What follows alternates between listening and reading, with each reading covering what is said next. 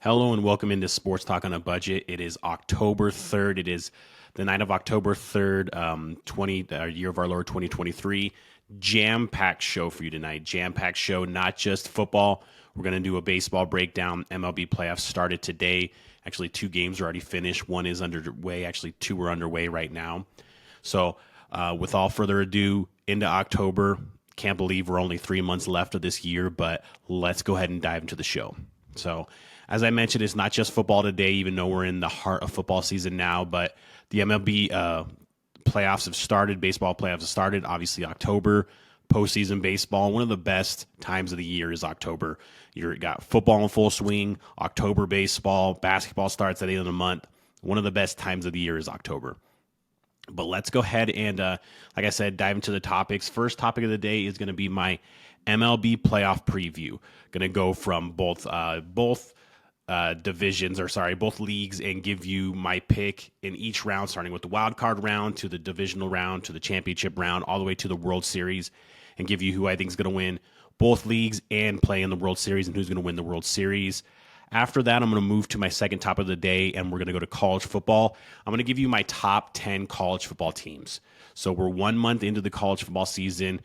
It's still wide open right now as far as playoff and national championship favorites go, but I'm going to give you my top 10 teams right now who I think are the 10 best teams in the country. This isn't a resume base. I don't care what you did last year, the year before that. This is based off of this year's results and what I think you have the potential of going forward and doing. So that'll be my top 10 college football teams. Third topic of the day is going to be into the NFL, and we're going to talk about my team, the New England Patriots, who got absolutely hammered on Sunday by the Dallas Cowboys. And there's a lot of question marks there. Is it time to move on from Mac Jones? Is it time to move on and maybe part ways from Bill Belichick? Is it time to panic in New England right now? Going to cover all of that in my third topic. And then, as always, I'll go ahead and finish the show with my fourth and final topic. It'll be my Week 5 NFL picks and my Week 6 college football picks. With all that being said, let's go ahead and dive into the show. So before we get to my predictions for the MLB playoffs, just kind of wanted to go over some top storylines headed into the MLB playoffs.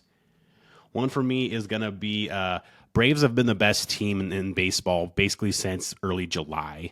Do they stay hot, and can they finish off the job and win a World Series and get their second World Series in 3 years? They are the odds-on favorites to win the World Series right now are the Braves. Unbelievable lineup with Acuna, Albies, Olsen. The list goes on and on and on. Solid rotation led by Strider, Charlie Morton. They have a really good team, and they're a team that could definitely get all the way to the World Series and win. And obviously they are the favorites to win, but can they finish the job off? That'll be a huge question mark headed into this postseason. Next question mark for me is the Dodgers. The Dodgers are another team that they seem to get in every year. They win the NL West pretty much every year. They've dominated that division for years now. And even when they didn't win the NL West a couple years ago and the Giants did, they knocked the Giants out in the first round of the playoffs. But can the Dodgers finally get over the hump in a full season? Yes, they won the World Series in 2020, and I'm not going to go as far to say there should be an asterisk next to that World Series championship, but I want to see this Dodgers team that has just an unbelievable amount of talent. Mookie Betts, Freddie Freeman, Max Muncy. They have a ton of talent. Rotation is just okay, but still, they're a team. I want to see them kind of shake off those recent postseason woes. They were knocked out last year in the wild card or in the divisional round by the Padres. So can they shake off those woes? It's pretty much them in Atlanta as the favorites right now to win the entire thing. Can they show up, and can they play against a team like Atlanta and be the better team? That's a huge question mark there. Another huge question mark always for the Dodgers is what kind of moves and what kind of bad or good moves is Dave Roberts going to make as a manager, because he's made a lot of head-scratching playoff moves in the past. And then final topic for me, or final kind of storyline heading into the playoffs, is all the newcomers. You have teams like Texas, Baltimore, Miami, Arizona. The Twins are back in the playoffs and actually just got their first win a couple hours ago. Their first playoff win since 2004.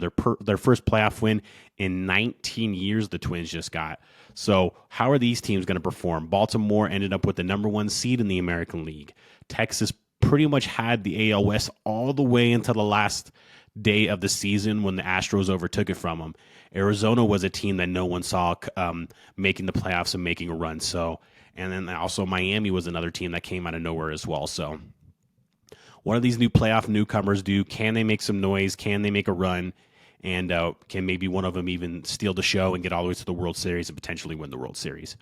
But those are some of the top storylines for me heading into the MLB playoffs. But let's go ahead and move to my MLB picks. We're going to start in the AL, and we're going to start with the wild card. And these two matchups, my bad, have actually already been played today. And we'll start with Minnesota versus Toronto. I liked Toronto in this matchup, but Minnesota just won game 1, and it's a best 2 out of 3. They have the home field advantage as well, so I'm going to actually roll with Minnesota to win tomorrow and wrap this up and go ahead and move on to the divisional round. And then we have Texas versus Tampa Bay. I like Texas in this series, and Texas won today and shut out the Rays. The Rays are a team I just don't see. They're a really good regular season team. They just don't seem to be a team that's built for the postseason. They don't have that ace they can always lean on all the time. They do have better hitters than they've had in the past. It's not just kind of like, manufacture runs. They do have guys that can get them big hits and big moments, but already down 1-0 in the series. Like I said, it's a best out of 3. So give me the Rangers to win either tomorrow or the next day and move on to the divisional round. Then we'll move over. Then we'll go on. We're going to stay in the AL and go through all the way through the AL, and then we'll move to the NL. So that'll set up an AL division series of Minnesota versus Houston and Texas versus Baltimore. We'll start off with Minnesota versus Houston. Minnesota, like I said, just got their first playoff win in 19 years. They would be playing a team in Houston that has so many playoff wins in the last 19 years, in the last 5 years, in the last 6 years. This Houston team is just experienced. They've been on this stage, obviously defending World Series champions. I like them to win in the divisional round, beat Minnesota, and move on to the championship series. And then we have Texas versus Baltimore. 2 new playoff darlings, 2 teams that are, I think a lot of people thought they'd be better this year, especially Texas, but I don't know if they thought they would be this good, especially on the Baltimore side. Baltimore, I think, they're just a solid team.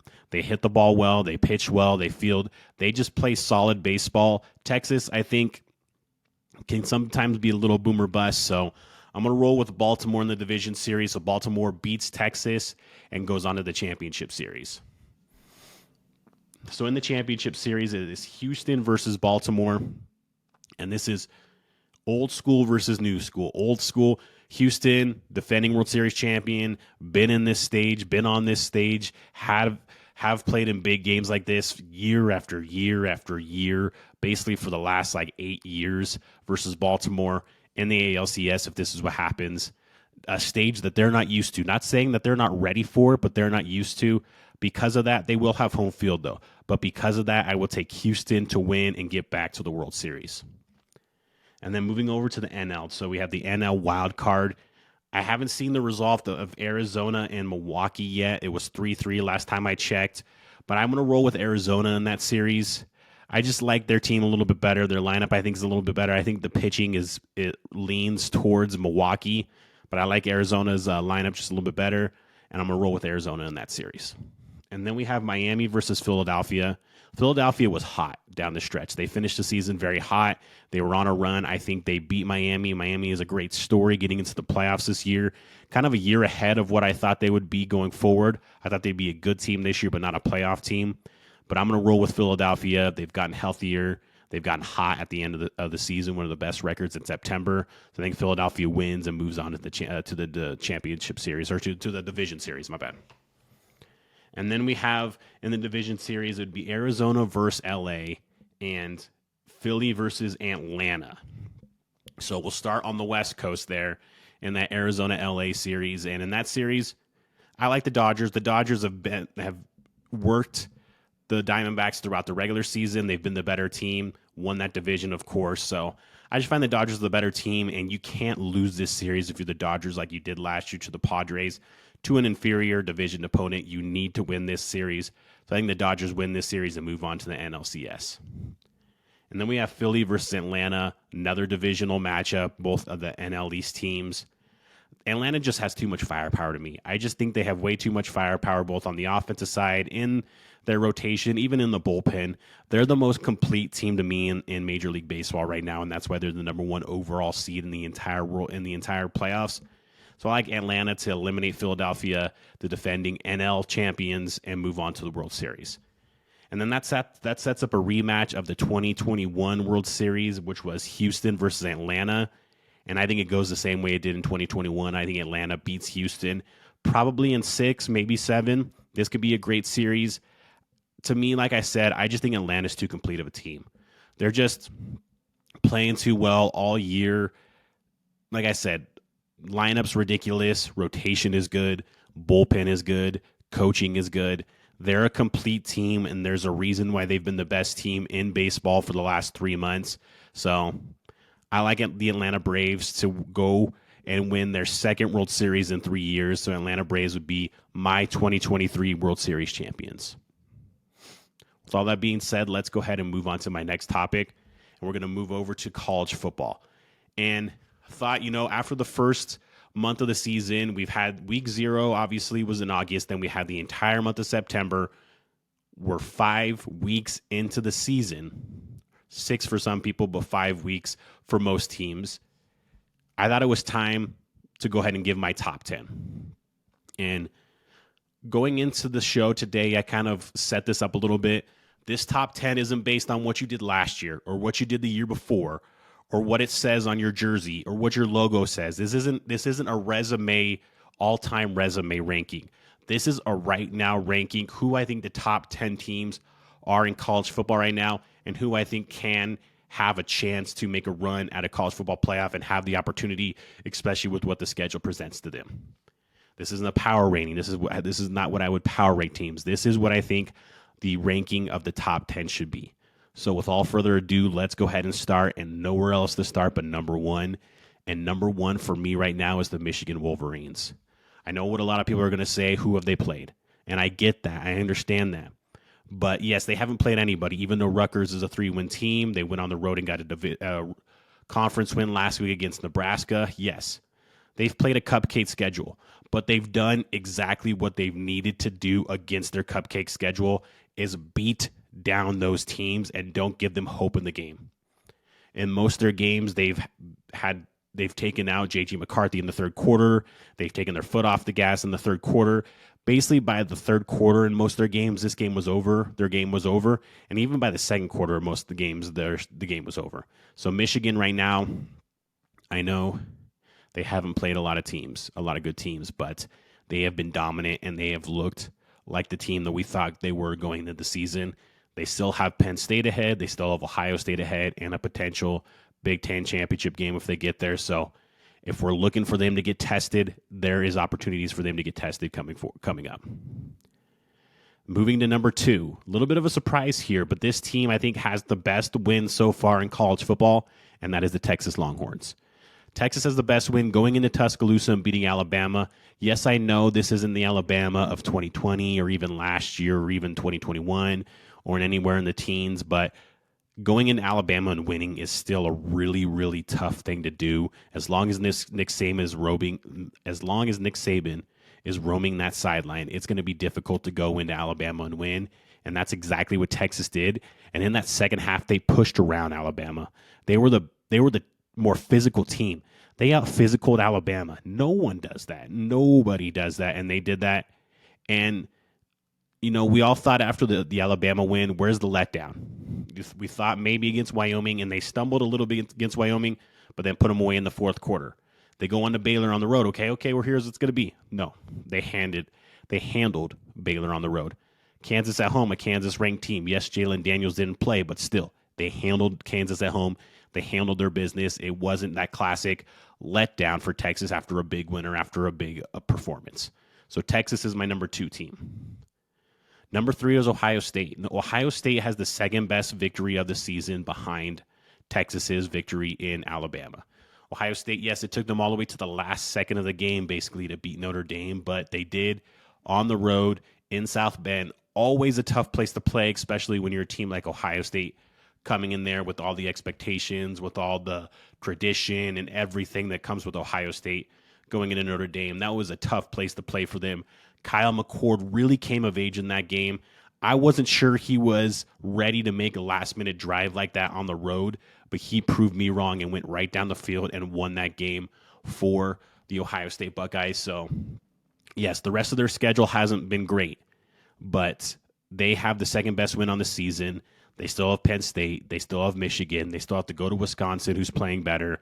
They still have potential Big Ten championship game as well. So we'll see exactly what this Ohio State team is made up and what Kyle McCord is made up. But either way, great win, and they're my number 3 team. Number 4, I have Florida State. And the reason I have Florida State has has 2 very good victories. Now, those victories probably don't look as good as we thought they would, but they beat LSU in the opening night game in Orlando. And then 2 weeks ago, they went into Death Valley and beat Clemson. Yes, LSU was not the team that we thought they would be going into the season, so that win doesn't look as good as it did originally, but still, that's still a huge win versus a ranked team, and that's still a win that we didn't think Florida State would have won a couple years ago. So still a big win for them. And yes, Clemson already has 2 losses and got handled at home in the first week against Duke, but they've played better. They just beat undefeated ranked Syracuse on the road, and it's still tough to go into Death Valley, go into Clemson, and beat them. And it's something that Florida State hasn't done in a long time. So for them to get over the hump there, not play their best game, but still win that game was huge. So that's why I got Florida State as my number 4 team. Number 5 is actually a team that's ranked number 1 in the nation in both the AP and coaches poll, and that's Georgia. And the reason I have Georgia at number 5 is they were down 14-3 versus South Carolina at home. They were down 10-0 and then 17-10 on the road against Auburn. South Carolina and Auburn's a team that's probably going to fight to make a bowl, and maybe South Carolina is as well. Now, both of those teams aren't scrubs by any means. They're good teams, and going to Auburn and playing in Jordan-Hare Stadium is never an easy task, especially in that game. It's technically the oldest rivalry in the SEC, as is Auburn and Georgia. But they don't look impressive to me at all. If it wasn't for Brock Bowers just going absolute Gronk mode, basically, or Kelsey mode, whatever you want to do. I prefer Gronk mode, as you could see with the Patriots banner behind me. They lose that game in Auburn, and they lose that game in Auburn to a team that's going to fight to make a bowl game. That could have been a really crushing blow. So this Georgia team is not nowhere near. They may get to this level, but as of right now, they're nowhere near the level that the last 2 seasons Georgia team has been. So that's why I got them at number 5. Are they capable of winning another national championship, winning the SEC, and getting to the playoff? Of course. Of course they're capable of that. That's why they're number 1 team in the nation. Kirby Smart's probably right now the second best coach in college football. But still, from what I've seen so far from the Georgia Bulldogs, they haven't looked like the number 1 team in the country, and they got Kentucky coming in this weekend. That's going to be a dogfight. And if they're not ready to go, Kentucky will beat them, or at least keep it close and get them uncomfortable again. So another tough game for Georgia. We thought their schedule was a little bit of a cupcake coming in. I still think it really is, but it's tougher than it may have seemed because Georgia isn't the team that we thought they were, at least not as good as what we thought they were. At number 6, I have Penn State.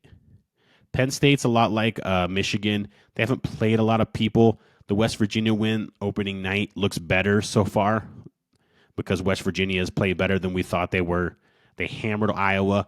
Iowa's a very limited team that has to rely on their defense to win games, and they hammered Iowa. So still a lot to be desired from Penn State. They haven't played a team that's up to their challenge. They didn't have a great showing against Illinois on the road at Illinois a couple weeks back, but I believe in Drew Aller. He looks the part. He looks like he's going to be a star in college football. They have 2 running backs that are going to be in the NFL. They have an offensive line that's going to have probably 2 or 3 guys in the NFL in a couple of years. So this is a really good team. They play really good defense. James Franklin is an underrated head coach, so that's why I got Penn State as my number 6 team. And then I got a kind of a run of Pac-12 teams at 7, 8, and 9, starting with Oregon. Oregon is a team, 2 weeks ago they were on a mission to just hammer Oregon, and that's exactly what they did, winning 42-6. Sleptwalk a little bit last week against Stanford, but was able to put them away because Stanford is really just a limited team on offense. But this Oregon team plays reasonable defense unlike some of these other teams in the Pac-12, they can't say Oregon plays reasonable and above average defense. And then that offense is fast like it always is. Bo Nix looks like one of the best quarterbacks in the country. Dan Lanning is really putting his stamp on the defensive side as well. So I think Oregon right now is the best team in the Pac-12. That's why I have them as the top-ranked team in the Pac-12. So give me Oregon at number 7. At number 8, we have Washington. Now, Washington, I talked about them last week on the show. Their offense is elite. Michael Penix is elite. Roma Dunze is an elite wide receiver, but last week was not a good look for them. On the road at Arizona, Jane DeLora was out, so was Arizona's backup quarterback, and they struggled to put Arizona away, and then ended up being a 7-point game at the end of the game. So, and they had to recover an onside kick to get that from going and getting a little bit more tight for them and uncomfortable. So that's why I dropped Washington down a little bit. Still love Michael Penix, still love the wide receivers, still think this team has a lot of potential, but right now I didn't love that showing from Washington. And then we'll move to my number 9 team, and that's my USC Trojans. And the same thing I could say about Washington, I could say about USC. USC was up 41-14 in that game against Colorado, 48-21. Let them come back in and had to survive an onside kick. The same problems that we saw last year for USC seem to be showing their head again. Can they tackle? Can they play defense for 4 quarters? They look great on defense for 2 quarters, but, this isn't a 2-quarter game. It's a 4-quarter game. And maybe they got comfortable, let their foot off the gas a little bit when you're up 4 or 5 touchdowns. That is understandable, but when it gets close to 2-3 touchdowns and it gets tight, that's when you need to be able to make plays and lock it up, and they weren't able to do that. I think the offense needs to be a little bit more methodical when you get up that big. Run the clock more, run the ball more, run more clock so your defense doesn't have to be on the field nearly as much when teams are in obvious passing situations. Because that is the weakness of the USC defense is the corners. They have decent safeties, but their corners can't really cover in space. So when teams are down by 2-3 touchdowns against USC in obvious passing situations, that's where USC is vulnerable, and that's where teams like Colorado with the quarterback like Shedeur Sanders can get back into the game. So same deficiencies I've seen from USC last year are showing up this year. So until they right those wrongs, they are not going to go above 9 right now in my rankings. So USC at number 9. And then number 10, I've been back and forth. I'm going to land on this team, but there was a couple other teams that I had right on the precipice, but I'm going to land on Notre Dame as my number 10 team. The reason I have Notre Dame as my number 10 team is they were like 3 seconds away from beating Ohio State at home and probably having the second or third best victory of any team in the season so far. That comeback last week late against Duke. Now, that was an ugly game. That was a hard game to watch. If it was kind of a sleepy game for most of the time, but showing that grit and that toughness and that determination to win on the road against a good Duke team last week was huge, I think, for Notre Dame and that team. So there's lots for them to still play. They got USC next week. They play Clemson down the road. So they still have an opportunity to get themselves back up into the playoff conversation. Huge win last week against Duke. So that's going to be my number 10 team. So let's go ahead and list them again. I got Michigan at 1, Texas at 2, Ohio State at 3, Florida State at 4, Georgia at 5, Penn State 6, Oregon 7, Washington 8, USC 9, Notre Dame 10. That's my top 10. We are a month into the season. A lot of big games to come up. It is wide open right now in college football. I love it. Can't wait to see what this next month holds. All right, and then let's go ahead and move on to my third topic. Been dreading this topic a little bit, but we got to talk about it. We're moving to the NFL, and we're moving to my team, the New England Patriots. And is it time to panic in New England? Let's just kind of bring everything in and talk about New England as a whole. This past weekend against the Dallas Cowboys, you lose 38-3. It was, 31-3 at halftime. It was over at halftime. It was over on that pick 6 in the second quarter, basically. And who is the blame and who is the most to blame right now in New England? We're going to start at the top and work our way down. Start off with Bill Belichick. Tom Brady this is the 4th season without Tom Brady. In the first season without Tom Brady, you went the entire offseason thinking Jarrett Stidham, the 4th-round pick out of Auburn, was going to be your starting quarterback. The week before training camp, Bill Belichick, who's not just the head coach, obviously, he's also the GM. For people who don't know that, I don't know who doesn't know that, but for people who don't know that, he's also the general manager of the New England Patriots. The week before training camp, brings in Cam Newton. So you're asking Josh McDaniels, who was the OC at that time, to go from Tom Brady, Jarrett Stidham, who were very similar quarterbacks, to now creating an offense for Cam Newton. And as we saw that season, it never got off the ground. It was a COVID season, so there was a lot of limitations that they could do in the offseason, in training camp. Wasn't like a usual training camp. You bring in a guy who was not suited to play really in that Josh McDaniels system. It never worked. So that was kind of that first error, but it was kind of an error. It was kind of a desperation error, and it seemed like, okay, he didn't think that Jarrett Stidham was a starting quarterback in the NFL, so we went and got a guy who at least has shown he could be a starting quarterback, even though he was on the backside of his career in Cam Newton. That year did not go well. There was a lot of mistakes. Cam Newton was not set up for that offense. Year 2 happens. You draft Mac Jones. He was the 5th quarterback drafted in that first round. I thought it was a good pick. A lot of people thought it was a good pick. It was a good fit. But what also happened in that offseason was just a gross overreaction and a gross overpaying and just something super out of character for Bill Belichick. He signed a ton of wide receivers and just offensive weapons and overpaid them, whether it was Nelson Aguilar, Jonnu Smith, Kendrick Bourne. Hunter Henry's been good, and Kendrick Bourne's been pretty good, but they're all overpaid, and they're all guys who were 2s and 3s and 4s that you're paying as number 1 receiving threats. So grossly overpays a lot of players in the offseason. You move on with Mac as the starter going into the season. Josh McDaniels is still there. That was the best regular season that they've had since Tom Brady. They had some continuity. Mac Jones had a really good rookie year, was actually by far the best rookie quarterback out of all 5 quarterbacks drafted that year. There was some momentum.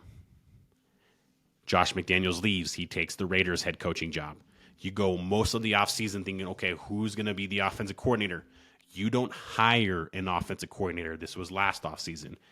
Instead, you decided to bring in Joe Judge, who was just fired by the Giants, who's a special teams coach from trade, Matt Patricia, who was just fired by the Lions, who's a defensive coach by trade, and have them tag team and be the offensive coordinator for your second-year quarterback. It was a disaster. It was a complete and total disaster. Joe Judge and Matt Patricia had no business calling offensive plays in this league. They want to call offensive plays at the local high school in Boston, that's fine, but they have no business calling plays in the NFL. That was a total disaster and just a total misstep by Bill Belichick. We fast forward to this offseason. This past offseason, you had an opportunity to sign DeAndre Hopkins and Dalvin Cook to make your offense more dynamic. You overpay for Juju Smith-Schuster. I thought that was a decent signing at the time, but it has not worked out, and he is not a number 1 wide receiver. He never has had to be. He wasn't in Pittsburgh. It was Antonio Brown. And in Kansas City, they didn't have a number 1 wide receiver, but their number 1 receiving threat was obviously Travis Kelce. So you overpay for Juju Smith-Schuster, and you're trying to lowball guys like DeAndre Hopkins and Dalvin Cook. Like, you still got Tom Brady at quarterback, and they're willing to take a pay cut to play with Tom Brady. That's not the case anymore. So just another misstep there, and that's led to just the eroding of any confidence that your young quarterback Mac Jones could have. Just gone. He has no legit offensive threats receiving-wise. They're all just good players. None of them are great. None of them are number 1 wide receivers. They're mostly 2, 3s, and 4s. Decent tight ends, but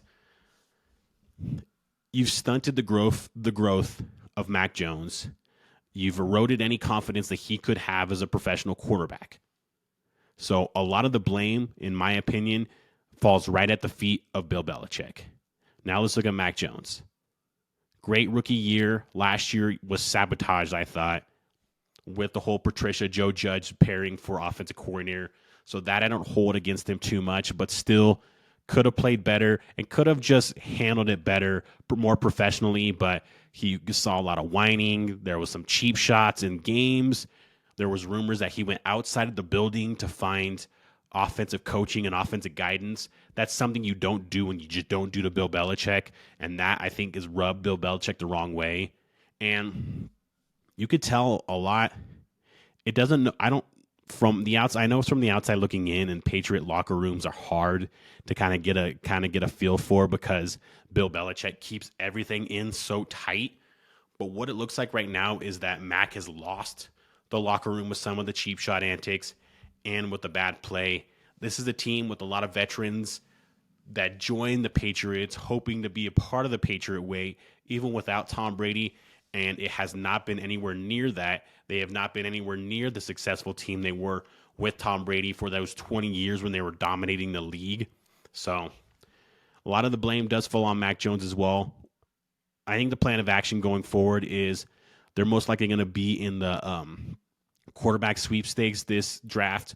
They're not going to be bad enough to get the generational quarterback like Caleb Williams and maybe even Drake May, but you still got Michael Penix Jr., Bo Nix, Shadur Sanders if he wants to come out, Riley Leonard from Duke. There's still a lot of good quarterbacks, Sam Hartman from Notre Dame. So a lot of good quarterbacks that you could draft in this first round, and you kind of do have to move on from Mac. At least it looks like at this point you need to move on from Mac, and I don't believe in Bailey Zappi as the answer. Some people do. I do not. But you do have to probably move on from Mac, and I think Robert Kraft may have to have a tough conversation with Bill Belichick. I don't think Bill Belichick is a guy you can fire because, I mean, he's got 6 Super Bowls. He's got more Super Bowls versus any other head coach in NFL history. And he's had more success basically outside of regular season wins in NFL history. So he's not a guy you could fire, but is there maybe like a mutual parting of ways between Belichick and Kraft? I don't know what has to happen there, but love Bill Belichick. Still think he's the greatest coach of all time, but it seems like this game has passed him by, and he's still operating like he has Tom Brady as his quarterback and just can kind of be that curmudgeon kind of coach. You have to evolve. You have to adapt. Look at all the other coaches like Andy Reid and coaches like that have adapted and had success. Belichick, you have to adapt or you got to move on. So there may be a mutual parting of ways at the end of the year between Kraft and Belichick, but it is a really bleak outlook right now, at least for this year. Don't know if they could salvage the season. I wouldn't bet on it, but hopefully they can, or hopefully they can kind of turn in the right direction, or at least get some kind of good momentum in this season to take on to to the offseason and next season. Let's go ahead and finish off the show and get away from that just terrible topic that I've been dreading to talk about all day, but I knew I was going to have to talk about it because it is the elephant in the room. If I'm going to sit in front of this flag, I better hold the Patriots accountable. So that's what I did. But like I said, let's go ahead and finish off the show. I'll start off with my Week 5 NFL picks. We'll start off with the Jaguars versus Bills, and the Bills are a 5.5-point favorite in this game. Jaguars are staying in London, apparently. They just played the Falcons in London. They're going to play the Bills in London again. Jaguars play like every year in London, so that's like their home away from home. I like the Bills in this game. The Bills hammered a red-hot Dolphins team last weekend. Josh Allen is playing lights out. They're finally running the ball outside of Josh Allen. The defense is stout. The defensive line is really good. The injury to Jordan Poyer is going to hurt, but still, I still like this Bills team to win and cover, so give me the Bills minus 5.5 in this game. And then we'll move to the Ravens at the Steelers, and the Ravens are currently a 4.5-point favorite in this game. Don't know the status of Kenny Pickett. It looks like he may be out for a while. So it's going to be Mitch Trubisky. So with that being said, I love the Ravens in that spot. The Steelers just have no offensive continuity. I'm surprised Matt Canada is still their offensive coordinator. So I like the Ravens to win and cover in Pittsburgh. Give me the Ravens minus 4.5 in this game. And then we have the Eagles at the Rams, and the Eagles are a 4-point favorite in this game. The Eagles are 4-0, but it has not been an impressive 4-0. Almost lost at home last weekend to the Commanders. Struggled against teams like the Patriots and other. They struggled. I'm trying to remember who they played in their second game. They've struggled against a lot of teams this year. Yes, they're 4-0, and that's all that matters. But on the road in LA, yes, there'll probably be a bunch of Eagle fans there, but I still like the Rams to cover. The Rams are playing better. They may get Cooper Kupp back as well, so give me the Rams plus 4 in this game. Then we have the Jets at the Broncos, and the Broncos are a 2-point favorite in this game.